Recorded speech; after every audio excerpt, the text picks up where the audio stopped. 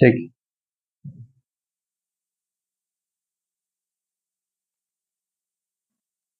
हम लोग बात करेंगे करंट इलेक्ट्रिसिटी पे, ठीक है, दोनों ही लेवल पे, सीबीएसई और आईसीएसई।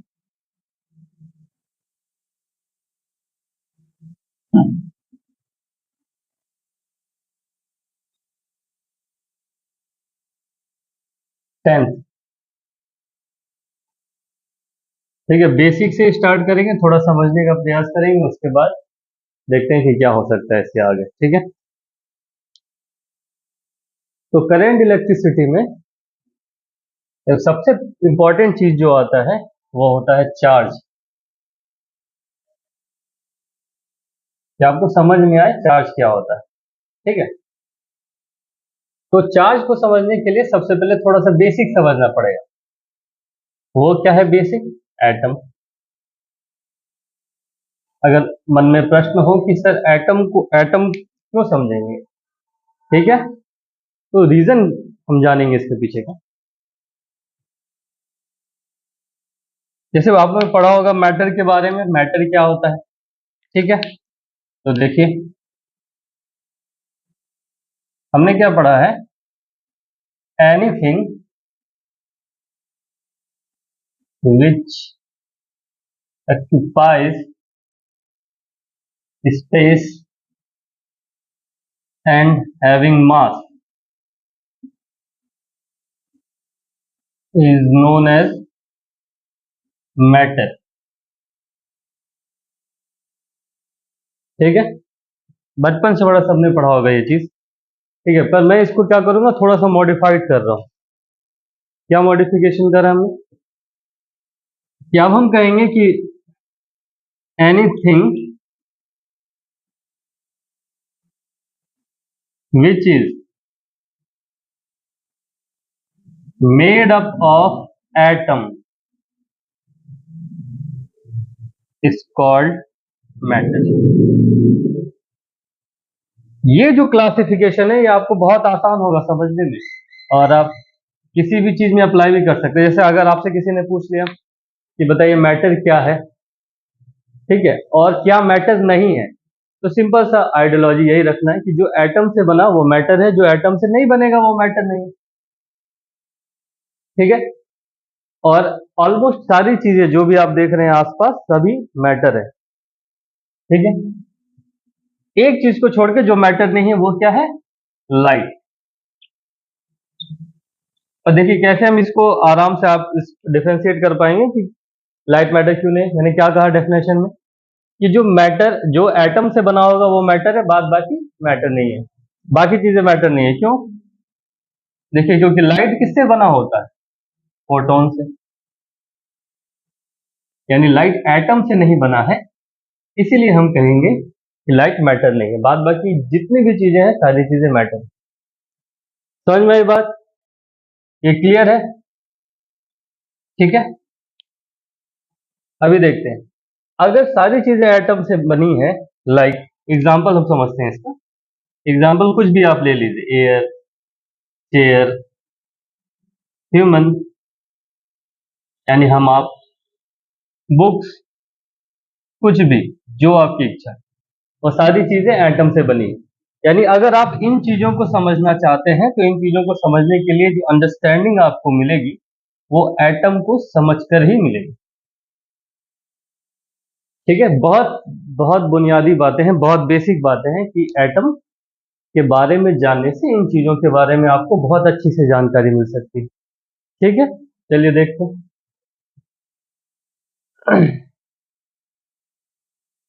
अगर लिखना है तो लिख सकते हैं, ठीक है, ये तो साइड में यहाँ पे करते हैं। देखिए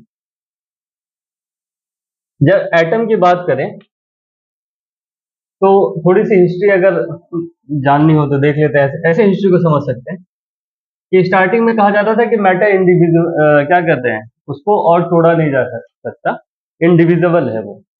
बाद में जाके पता चला कि मैटर को भी तोड़ा जा सकता है, और बहुत सारे एक्सपेरिमेंट के बाद पता चला कि इलेक्ट्रॉन, प्रोटॉन और न्यूट्रॉन ऐसे कॉन्स्टिट्यूएंट पार्टिकल होते हैं एटम के अंदर, ठीक है।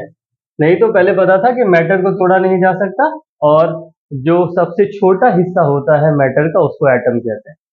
बाद में जाके ये चीजें सामने आई कि नहीं, एटम को भी तोड़ा जा सकता है और एटम के अंदर भी बहुत छोटे छोटे पार्टिकल होते हैं।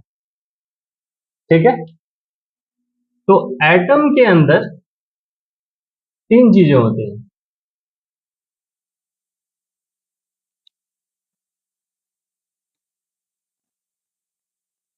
पहला, इलेक्ट्रॉन जो बाहर होता है।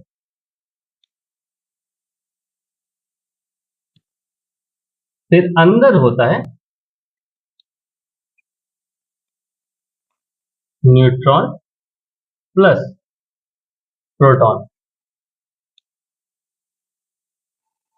ये चीजें कैसे पता चली, उन्हें कैसे समझ में आया कि इसके अंदर क्या है, या फिर हमारी जो धारणा थी शुरू से कि मैटर को तोड़ा नहीं जा सकता, या फिर मैटर सबसे छोटी इकाई जिससे बना है वो एटम है, एटम को आगे तोड़ा नहीं जा सकता। ठीक है, तो ये धारणा, ये मतलब ये सिचुएशन कैसे चेंज हुआ कि भैया कि नहीं, एटम को तो हम पहले मान रहे थे कि टूटेगा नहीं, फिर बाद में कैसे समझ में, ये आइडिया कैसे आया बेसिकली कि एटम को तोड़ा जा सकता है। ये हिस्ट्री है, ये बहुत सारी कहानियां हैं इससे रिलेटेड, मैं वो डिटेल में बात करेंगे बाद में। ठीक है, तो मोटा मोटा समझते हैं कि एटम के अंदर क्या क्या होता है। तो वो जो होता है, एक है इलेक्ट्रॉन जिसमें नेगेटिव चार्ज होता है। फिर हम बाद में समझेंगे कि यहाँ पे चार्ज का क्या मतलब है। न्यूट्रॉन, इसमें कोई चार्ज नहीं होता, नो चार्ज। दूसरा प्रोटॉन, इसमें पॉजिटिव चार्ज होता है।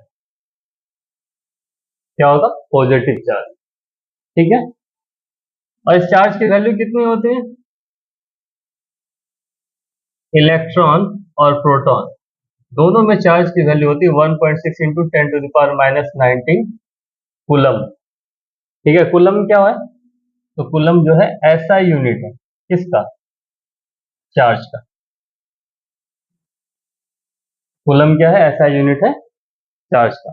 तो एटम के अंदर ये कॉन्स्टिट्यूएंट है, ये चीजें हैं जिन्हें जिन्हें हम समझते हैं इलेक्ट्रॉन, प्रोटॉन और न्यूट्रॉन। अब इनके बारे में समझेंगे कि इन तीनों की क्या क्या अलग प्रॉपर्टीज है। ठीक है,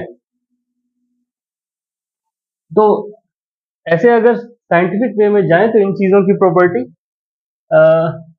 एक क्लास में या आधे घंटे एक घंटे में डिस्कस नहीं हो सकते, क्योंकि इससे जुड़े बहुत सारे सवाल हैं। जैसे बहुत सारे सवाल जो मेरे मन में आते थे बहुत पहले, क्या कि आखिर इलेक्ट्रॉन के पास ऐसा क्या है जो ये नेगेटिव है, या इसको नेगेटिव ऐसा रिस्पॉन्स दिया गया, या प्रोटॉन के पास ऐसा क्या है जो इसको पॉजिटिव ऐसा रिस्पॉन्स दिया गया, या फिर इसको पॉजिटिव कहा गया। क्या ऐसा कुछ हो सकता है कि हम इलेक्ट्रॉन के आसपास या उसके सराउंडिंग में कुछ बदलाव करें जिसकी वजह से वो प्रोटॉन की तरह बिहेव करे? क्या ऐसा संभव है?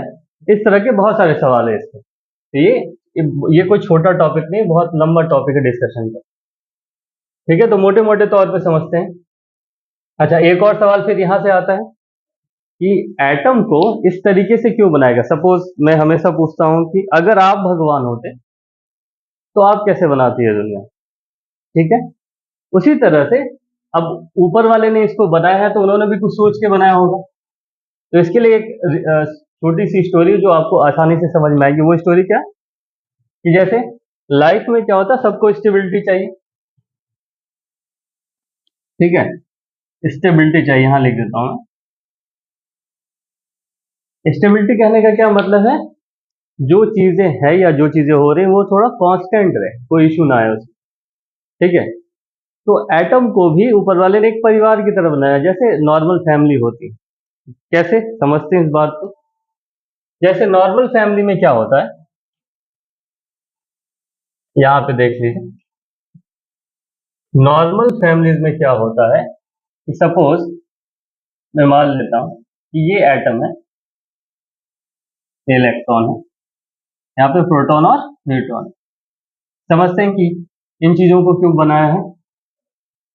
तो इलेक्ट्रॉन वर्क करता है एज ए फादर की तरह। फादर का क्या काम होता है फैमिली में? कि बाहर से जुड़ी जितनी भी समस्याएं हैं उसको सॉल्व करे, दूसरे से इंटरेक्शन करना। किसी काम में कोई काम हो तो पहले क्या आते हैं? फादर जाते हैं।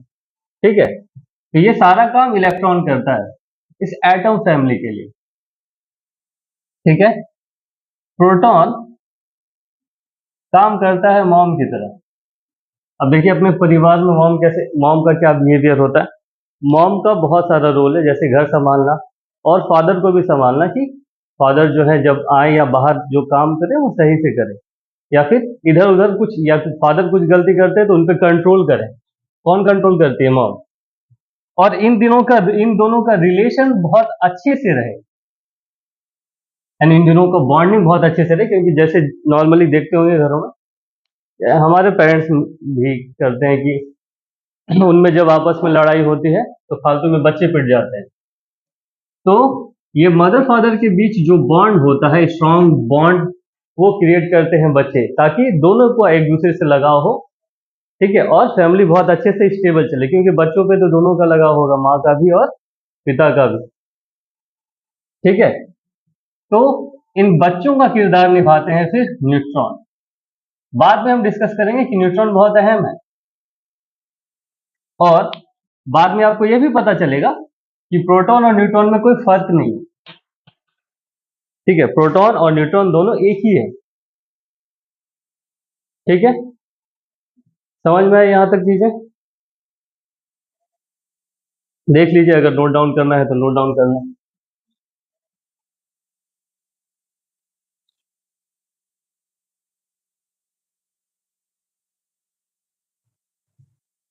ठीक है, बेसिक बेसिक बातें हमने समझी। एटम क्या होता है, मैटर क्या होता है, एटम के अंदर की कंपोजिशन क्या है। ठीक है, एटम के अंदर की जो कंपोजिशन है वो इस तरह से ही क्यों डिजाइन है। ठीक है, फैमिली कैसे चलती है वो आपको समझना, इस तरह से आपको याद रखना है कि फैमिली कैसे स्टेबल होता है। पिताजी को जो है मम्मी कंट्रोल में रखती है कि हाँ क्या करना है क्या नहीं करना है।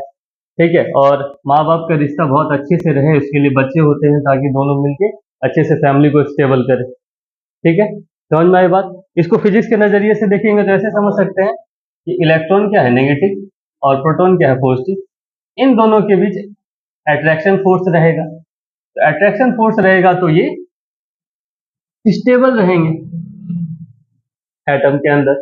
न्यूट्रॉन में कोई चार्ज नहीं होता, तो वो बिल्कुल आराम से वहां न्यूक्लियस में बैठा रहेगा। ठीक है, अच्छा एक चीज यहाँ पे ये है, प्रोटॉन और न्यूट्रॉन को एक साथ न्यूक्लियस कहते हैं। ये सब तो बेसिक बातें आपको पता ही होगी। ठीक है, प्रोटॉन और न्यूट्रॉन को न्यूक्लियस कहते हैं। इन चीजों को जानते भी होगे तुम। ठीक है, समझ में आई बात? अच्छा एक और चीज, अच्छा यहाँ पे एक और चीज डिस्कस कर लेते हैं।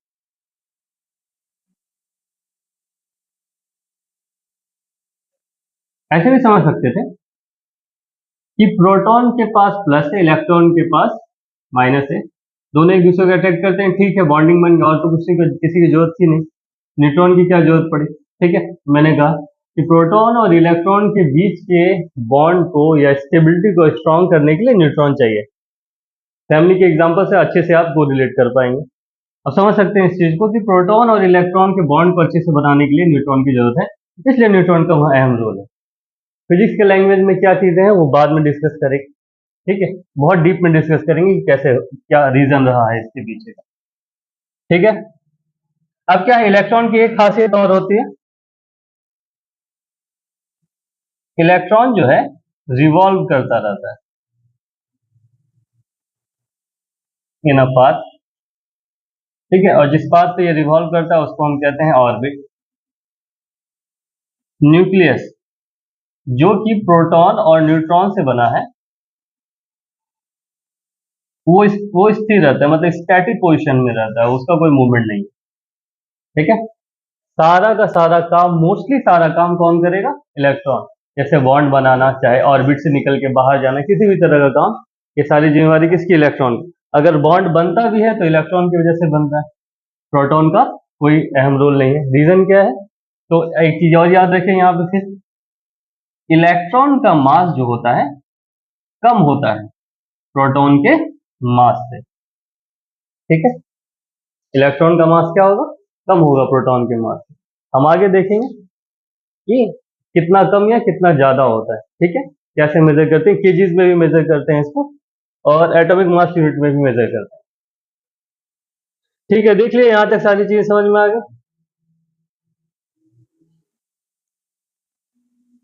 ठीक।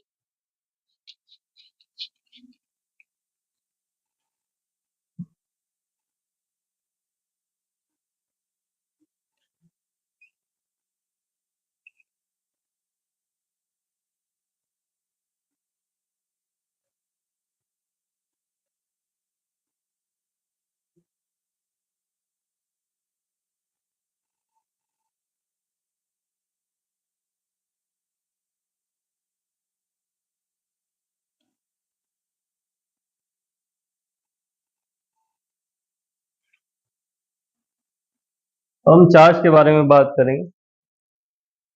देखिए, चार्ज का कोई फिजिकल सिग्निफिकेंस नहीं है। इससे मेरे कहने का मतलब क्या है, फिजिकल सिग्निफिकेंस कहने का मतलब है कि चार्ज को आप जैसे कि आप निकाले और दिखा दे, देखिए भैया ये है चार्ज, जैसे आम, नीम, संतरा, नींबू, क्या बोलते हैं, ये लीजिए ये आम है। तो उसी तरह चार्ज को आप निकाल के दिखा नहीं सकते हैं, ठीक है। चार्ज को हम फील करते हैं, कैसे फील करते हैं? Bye there force. किस टाइप का फोर्स है ये है फील्ड फोर्स, या आम भाषा में कहें तो ये नॉन कांटेक्ट फोर्स है। क्या है ये? नॉन कांटेक्ट फोर्स, ठीक है, ये नॉन कांटेक्ट फोर्स है। तो चूंकि चार्ज को हम लोग देख नहीं सकते, निकाल के दिखा नहीं सकते, इसलिए हम इसको फील करते हैं बस, ठीक। समझ में? और इसके लिए फील्ड फोर्स को हम लोग दिखाने के लिए फील्ड डायग्राम भी पढ़ते हैं, फील्ड लाइन।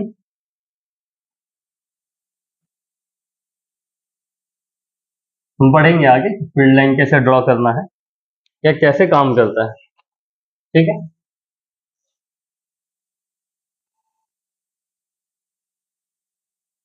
अच्छा, तो फिर चार्ज आता कैसे है? स्टार्टिंग में देख लीजिए, एनी मटीरियल इज न्यूट्रल। शुरुआती दौर पे कोई भी मटेरियल हो वो होगा न्यूट्रल, ठीक है। हम उसमें चार्ज प्रोड्यूस करते हैं, उसको चार्ज करते हैं। कैसे करते हैं? एक सिंपल सा एग्जांपल मैं देता हूं आपको। जैसे सपोज ऑक्सीजन है, ऑक्सीजन का एटॉमिक नंबर 8 होता है। वैलेंसी इसकी कितनी होगी? अच्छा, वैलेंसी की बात बाद में करेंगे। सपोज नंबर ऑफ प्रोटॉन और नंबर ऑफ इलेक्ट्रॉन कितना होगा?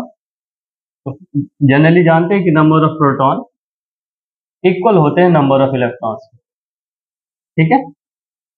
तो नंबर ऑफ प्रोटॉन 8 है तो नंबर ऑफ इलेक्ट्रॉन भी 8 ही होगा, यानी पॉजिटिव भी 8 और नेगेटिव भी 8। अब क्या हुआ, हमने किसी भी तरीके से, अभी मैं डिस्कस नहीं कर रहा हूं कौन से तरीके, किसी भी तरीके से सपोज इसमें से एक इलेक्ट्रॉन को निकाल लिया हमने बाहर। मैंने कहा कि इलेक्ट्रॉन को निकाला, ये नहीं कह रहा हूं कि प्रोटॉन को क्यों नहीं निकाला। मैंने कहा कि प्रोटॉन का मास बहुत हैवी होता है, किसके कंपैरिजन में? इलेक्ट्रॉन के कंपैरिजन में, ठीक है। चलिए देखते हैं। तो जैसे ही इलेक्ट्रॉन को हमने बाहर निकाला, यानी एक इलेक्ट्रॉन यहां बाहर है, अब क्या होगा? आप देख सकते हैं यहाँ पे हो गए 7 ये नेगेटिव चार्जेस और 8 पॉजिटिव, यानी अब 8 पॉजिटिव है, 7 नेगेटिव है। यानी इसमें डिफिशियंसी आई, किसकी? एक इलेक्ट्रॉन इसमें कम हो गया, ठीक है। जब यानी एक नेगेटिव कम हो गया तो अधिक कौन हो गया? पॉजिटिव। पॉजिटिव एक्सेस हो गया, इसके पॉजिटिव एक्सेस होने की वजह से ऑक्सीजन पे कैसा चार्ज आ जाएगा? ऑक्सीजन पे चार्ज आ जाएगा प्लस, और ये बन गया हमारा positive charge, positive charge. Same अगर हम करें, सेम सेम प्रोसेस अगर करते हैं कि कहीं से हम वापस से ये इलेक्ट्रॉन, ऐसे एक एक्सेस इलेक्ट्रॉन इसके अंदर डाल देते हैं, तो हमारे पहले की क्या रीडिंग थी? 8 पॉजिटिव थे, 8 नेगेटिव, एक हमने एक्स्ट्रा यहां से डाला, तो यहां पे क्या होगी? 8 पॉजिटिव पर 9 नेगेटिव। तो एक्सेस क्या हुआ?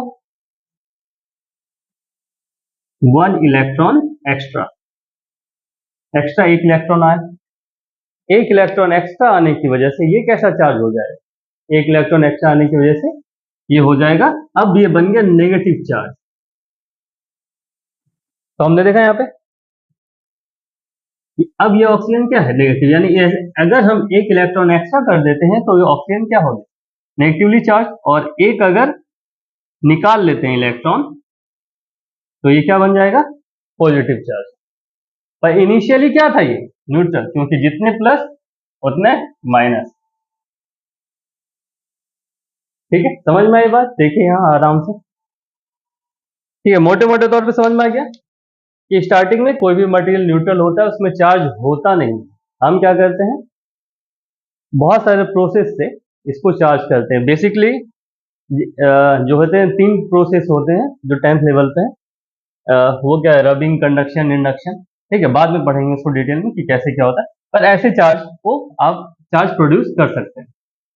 ठीक है, समझ में आए बात। ठीक है, पर अभी तक देखिए हमने डिफाइन नहीं किया है चार्ज को। आप किसी भी बुक में देखें, चार्ज की कोई डेफिनेशन नहीं होती। जहां भी आप जैसे सर्च करेंगे, गूगल पे भी आप अगर सर्च करते हैं तो वहां दिखाता है they are two type of charges, positive and negative, it is not defined in any way. ठीक है, किसी तरीके से डिफाइन नहीं किया है, बुक्स में भी डिफाइन नहीं है। ठीक है, तो हमारी क्या डिफिनेशन इसका, how we can define the charge. ठीक है, तो इसके पीछे एक छोटी सी स्टोरी है। 17-18 सेंचुरी के बीच जो है, पहले चार्ज के बारे में ज्यादा कुछ पता नहीं होता था। ठीक है, उस समय एक ग्रुप बहुत फेमस हुआ करता था। आप कह लीजिए एक ग्रुप, कह लीजिए कुछ समुदाय के लोग थे जो बहुत फेमस थे, जिनको एल्केमिस्ट कहते थे। ये एल्केमिस्ट वो लोग थे, ठीक है, जिन्हें नेचर के मटेरियल, उनके रिएक्शन, उनके आपस में इंटरेक्शन के बारे में बहुत अच्छे से पता था। ठीक है, और जिसका इस्तेमाल वो लोग करके क्या जादू करते थे। अब है कि उस समय जो राजा लोग थे उनके पास इंटरटेनमेंट का ऐसा कोई सोर्स नहीं था, तो जादूगर वहां पे जाके अपना कुछ कुछ एक्स्ट्रा ऑर्डिनरी चीजें दिखा के बहुत खुश कर देते, उनके बदले में उनको पैसा और इनाम मिलता था। ठीक है, तो उस समय की बात है कि उनके ग्रुप्स वाले को पता था कि अगर हम जो है कुछ पार्टिकुलर चीज को एक साथ रगड़ते हैं तो वो एक दूसरे को अट्रैक्ट करते हैं। बाकियों को नहीं पता था, अगर पता चल जाता तो उनका धंधा बंद हो जाता, इसीलिए। ठीक है, क्या किए वो कि ये चीज अपने तक सीक्रेट रखे। बाद में क्या हुआ, कुछ दिनों बाद कुछ ऐसी घटना घटी, जैसे कि राजा, चूंकि राजा है तो राजा के यहाँ शान शौकत बहुत ज्यादा होता है, तो उनकी जो लेडीज थी वो गाउन पहनती थी।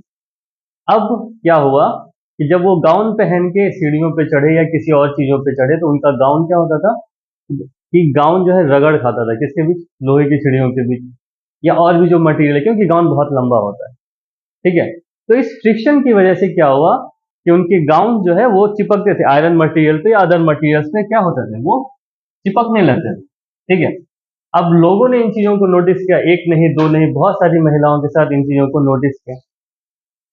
ठीक है, अब जिससे भी पूछे इसका कोई जवाब नहीं कि आखिर भाई कि उस महिला का कपड़ा किसी पार्टिकुलर चीज में ही क्यों चिपक रहा है। जब कोई जवाब नहीं मिला, ठीक है, तो उन्होंने उस महिला को ही विच घोषित कर दिया, और ये घोषणा के साथ बहुत सारी ऐसी महिला हुई जिनके साथ भी ये घटना दुर्भाग्यपूर्ण हुआ, उनको फांसी पर लटका दिया गया। ठीक है, ये रियल स्टोरी है। बाद में एंट्री होती है कुलम साहब की। कुलम, आप नाम सुना होगा इनका, डी.एल. एम्बर्ट कुलम। ठीक है, कुलम साहब को भी ये समस्या बहुत गंभीर लगी, क्योंकि वो समझ रहे थे कि ऐसा कोई ये जो माजरा है, क्यों ये अंधविश्वास का माजरा है, ऐसा कोई बात नहीं, इसमें जरूर कोई लॉजिकल रीजन होना चाहिए। ठीक है, तो उन्होंने ये बात समझी और बताया कि एक चीज दूसरी चीज को अट्रैक्ट या रिपेल इसलिए करता है कि उनके बीच किसी चीज का एक्सचेंज होता है। Anything is exchange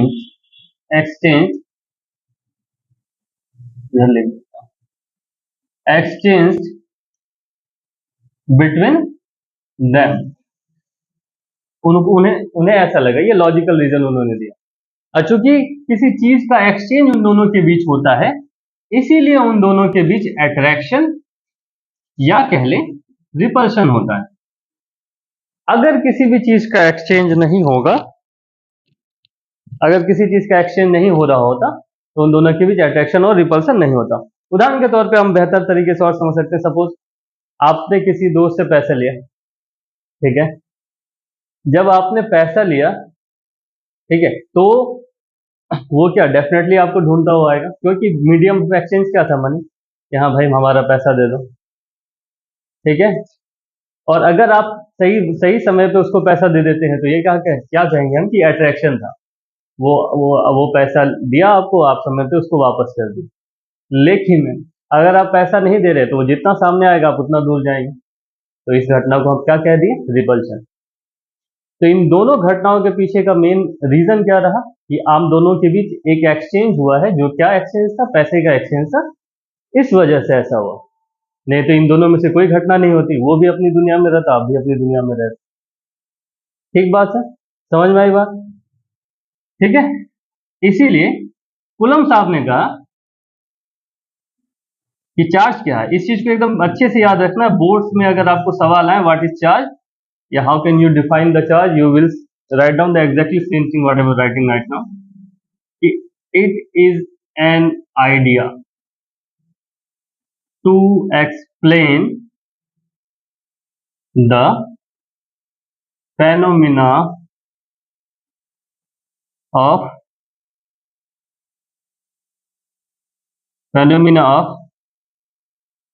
attraction and repulsion. Phenomena of attraction and repulsion between two bodies. बिल्कुल जो है आसान डेफिनेशन, सस्ता और टिकाऊ, अच्छे से आपको समझ में आएगा। चार्ज क्या एक आइडिया है, क्यों? क्योंकि ये जो घटनाएं घटे थे, इसके लिए किसी को तो जिम्मेवार ठहराना होगा ना। तो उसकी जिम्मेवारी उसमें किस पे डाल दी हमने, चार्ज पे। कि चार्ज वो रीजन है जिसकी वजह से ये घटनाएं घट रही है। और रीजन क्या है कि चार्ज का एक्सचेंज हो जा रहा है। उस समय तक पता नहीं था कि इलेक्ट्रॉन प्रोटॉन ऐसा कोई खास कॉन्सेप्ट डेवलप नहीं था। जैसे कि कोई भी गलत काम होता है या कुछ भी अच्छा, तो हम लोग क्या कहते हैं, ये तो भगवान की मर्जी पे है। कोई होता है ना जिस पे हम रिस्पॉन्सिबिलिटी डाल देते हैं। उसी तरह हमने यहाँ पे रिस्पॉन्सिबिलिटी किस पर डाल दी, चार्ज पे। कि हाँ, चार्ज ही वो रिस्पॉन्सिबल बंदा है जिसकी वजह से ये घटनाएं घट रही हैं। कौन सी घटना? तो दो ऑब्जेक्ट के बीच अट्रैक्शन और रिपल्सन। ठीक बात है, समझ में बात? चार्ज को हमने कैसे डिफाइन किया? It is an idea to explain the phenomena of attraction and repulsion between two bodies. ठीक है, अच्छे से समझ में आया? यहां तक देख लीजिए, कोई डाउट है तो। ये शायद दिखाई दे रहा होगा सही से। ठीक है, समझ में? हम समझ गए कि चार्ज क्या होता है। ठीक है, यानी हम ऐसे चार्ज को नहीं समझ पाएंगे जब तक चार्ज कोई ना कोई फेनोमिना ना कर दे, या अट्रैक्शन या रिपल्सन कहीं हो रहा होगा, तब समझ में आएगा कि यहाँ चार्ज का कोई रोल है। अदरवाइज आपको समझ में नहीं आया कि उसके अंदर चार्ज है कि नहीं है। ठीक है, हम पता कैसे करते हैं कोई ऑब्जेक्ट चार्ज है कि नहीं? ठीक है, तो एक डिवाइस आती है, छोटी सी डिवाइस है, बहुत पुराने समय से। मैं मिटा दे रहा हूँ इन चीजों को। ठीक है, जिसको कहते हैं गोल्ड लीफ इलेक्ट्रोस्कोप। ठीक है, कैसे पता करेंगे कि कोई ऑब्जेक्ट चार्ज है कि नहीं? तो उस डिवाइस का नाम है क्या? Gold leaf electroscope. ठीक है, क्या होता है ये डिवाइस? एक छोटा सा डिवाइस है, बहुत सारे शेप में या डिजाइन में अवेलेबल है अभी, पर पहले जो ओल्डेस्ट है वो मैं आपको दिखा रहा हूँ। ठीक है, कि एक ऐसा कंटेनर होता था शीशे का,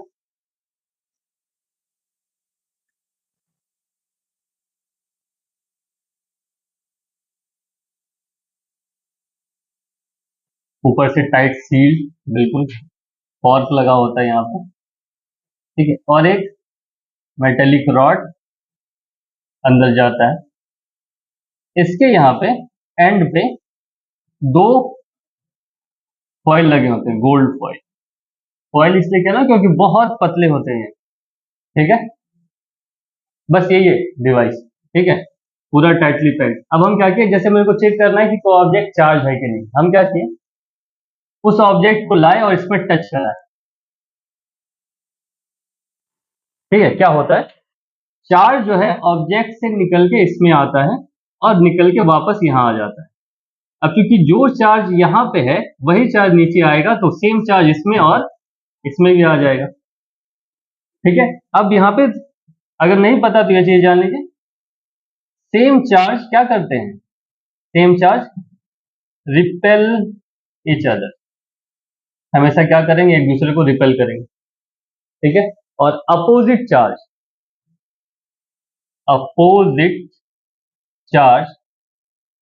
क्या करेंगे, एक दूसरे को अट्रैक्ट करेंगे, अट्रैक्ट इच अदर। यानी अगर सेम चार्ज होगा तो रिपल्सन होगा, ठीक है, और अपोजिट चार्ज होगा तो अट्रैक्शन होगा, ठीक है। बस इसी फेनोमेना का यहाँ इस्तेमाल है, क्योंकि यहाँ पे जो चार्ज है वो दोनों ही सेम चार्ज यहाँ पे होगा। सपोज इस ऑब्जेक्ट पे पॉजिटिव चार्ज, तो यहाँ दोनों गोल्ड लीफ में भी पॉजिटिव चार्ज होगा, तो ये दोनों क्या करेंगे, एक दूसरे को रिपेल करेंगे, ठीक है। अगर यहाँ आप नेगेटिव भी ले आए, फिर देखिए यहाँ पे फिर वापस क्या हो जाएगा, नेगेटिव होगा, उस केस में भी रिपल्शन होगा, उस केस में भी क्या होगा, रिपल्सन होगा। इसका क्या मतलब है कि ये डिवाइस बस आपको ये बता पाएगा कि कोई ऑब्जेक्ट चार्ज है या नहीं, किस टाइप का चार्ज है ये आपको ये नहीं बता पाएगा। कोई ऑब्जेक्ट चार्ज है कि नहीं है ये बता देगा कि हाँ वो ऑब्जेक्ट चार्ज है। कैसे बताएगा, क्योंकि इनके गोल्ड लीफ के बीच या गोल्ड फॉइल्स के बीच क्या होगा, सेपरेशन आएगा, और इस चार्ज का मैग्नीट्यूड जितना ज्यादा स्ट्रांग होगा, जितना ज्यादा स्ट्रांग होगा उतना ज्यादा इन फॉइल्स के बीच सेपरेशन बढ़ेगा। जैसे अगर हम कह लें यहाँ 1 कूलम चार्ज था, यहाँ 1 कूलम चार्ज, तो ये सेपरेशन है, तो अगर ये चार्ज 2 कूलम हो जाए तो सेपरेशन और बढ़ जाएगा। समझ में बात, यानी गोल्ड फॉइल एक्सपेरिमेंट्स में या फिर गोल्ड फॉइल इलेक्ट्रोस्कोप आपको आराम से बता देगा कि वो ऑब्जेक्ट चार्ज है कि नहीं, कितना ज्यादा चार्ज है, मैग्नीट्यूड कितना है, वो भी शायद आपको अंदाजा लग जाए कि पहले वाले में कम था, दूसरे वाले में चार्ज थोड़ा ज्यादा, एग्जैक्ट सटीक नहीं पर अंदाजा मिल जाएगा कि चार्ज की जो मैग्नीट्यूड है वो किसमें ज्यादा और किसमें कम है, ठीक है। समझ में आया बात, ठीक है। तो यानी हम पता कैसे करेंगे, तो गोल्ड लीफ इलेक्ट्रोस्कोप से पता करते हैं कि ऑब्जेक्ट चार्ज है या नहीं है। अगर ये बात पता चल गई कि चार्ज है या नहीं है, ठीक है, तो समझ में आता है कि अब इसके साथ क्या हो सकता है, ठीक है। अच्छा, अगर मन में ये सवाल है कि सर ये कैसे पता करेंगे, चलो हमें पता चल गया कि कोई ऑब्जेक्ट चार्ज है या नहीं है, पता चल गया, पर वो किस टाइप का चार्ज है ये कैसे पता करेंगे। इसके लिए एक अलग इक्विपमेंट आता है, इसको कहते हैं वान डी ग्राफ जनरेटर। वो बेसिकली पॉजिटिव चार्ज होता है, उस तरह से डिजाइन है उनका, उसको पॉजिटिवली चार्ज करके रखते हैं। उसके पास आप लेके जाइए, ठीक है, उसके पास आप लेके जाएंगे, अगर आपका वाला पॉजिटिव होगा तो वो रिपेल कर जाएगा, और अगर आपका वाला नेगेटिव होगा तो वो अट्रैक्ट करेगा। इससे आप पता कर सकते हैं, ठीक है, कि कोई ऑब्जेक्ट जो चार्ज है वो किस टाइप का चार्ज है। एक और तरीका है कि बहुत सारे ऑब्जेक्ट अलग अलग, उनको आपस में आप रगड़ते रहें, जैसे जैसे आप रगड़ते रहें, रगड़ के और एक दूसरे से चिपकाते रहे, जो एक दूसरे से चिपक जाए आप समझिएगा वो एक पॉजिटिव दूसरा नेगेटिव होगा, ठीक है। और अगर रिपेल करे तो समझ लिया दोनों सेम चार्ज है। अब कौन सा पॉजिटिव कौन सा नेगेटिव ये पता करने के लिए वापस से आप फिर किसी दूसरे के साथ रगड़ के देखिए। ये हिट एंड ट्रायल मेथड है, बहुत लंबा प्रोसेस जाता है। वान डी ग्राफ जनरेटर सस्ता है, आप आसानी से चेकआउट कर सकते हैं कि हाँ भैया कौन सा पॉजिटिव है और कौन सा नेगेटिव है, ठीक बात है, समझ में आया, ठीक है।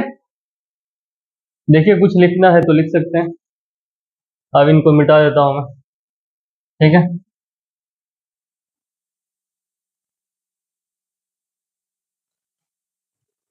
यानी यहां तक देख, यहां तक हमने सब कुछ अच्छे से समझ लिया, चार्ज क्या होता है, कैसे प्रोड्यूस क्या होता है, एटम की बेसिक बातें, मैटर कैसे बनता है, कोई ऑब्जेक्ट चार्ज है या नहीं कैसे पता करेंगे, ठीक है। समझ में, चार्ज की डेफिनेशन क्या होती है, उसके बीच पीछे की कहानी भी, ठीक है। अब बात है, अब जो है चैप्टर के पे इंटर, ये सिर्फ बेसिक थी, बाहर से चीजें, ताकि आपको चैप्टर के अंदर घुसने में समझ में आए कि चैप्टर में क्या है नहीं है, ठीक है। अब समझेंगे कि चार्ज इतना इंपॉर्टेंट रोल क्यों प्ले करता है।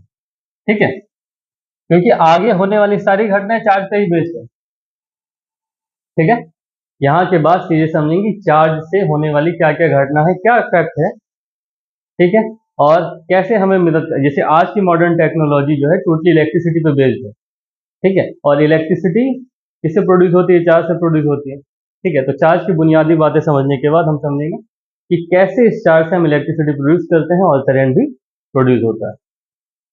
ठीक है, ठीक।